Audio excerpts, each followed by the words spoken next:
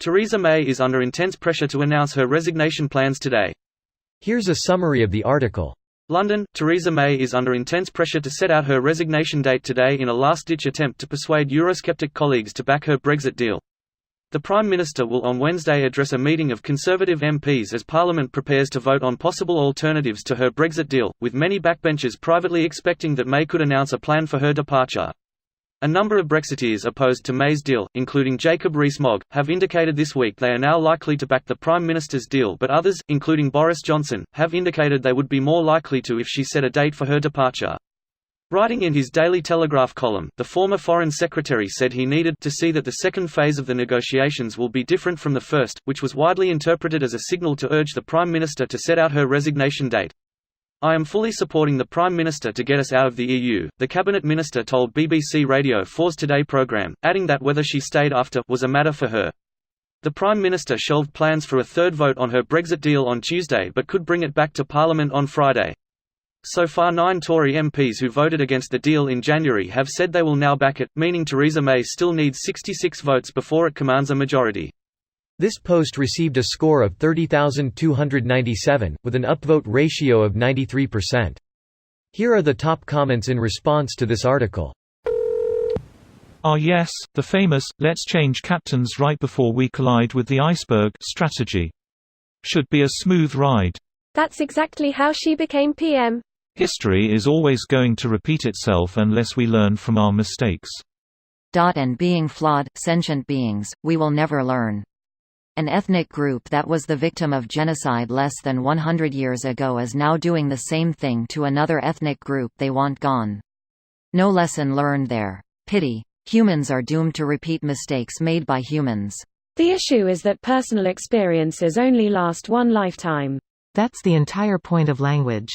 Writing. So we can utilize the quasi-telepathy it is to record personal experiences that can be transferred to another individual across time.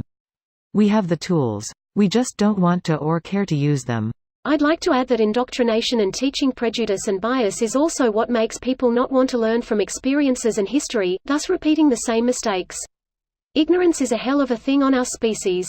We have infinite potential and yet are trapped in these emotional monkey bodies. The good old scapegoat strategy. The rest of the lot are going to get away unscathed if you let them. May have a trick up her sleeve yet, demanding they do their job in exchange for her resignation. Greater than May. It's pronounced meme. Nice OC May. Now watch me whip, now watch me May. The UK is even more fucked if Bojo, David Davis, Ian Duncan Smith or Dominic Raab becomes the Prime Minister. Don't forget Mogster. Or Gove. I know he said he doesn't want to be PM, but that's exactly why I expect he probably will. Too busy being a grand wizard, apparently.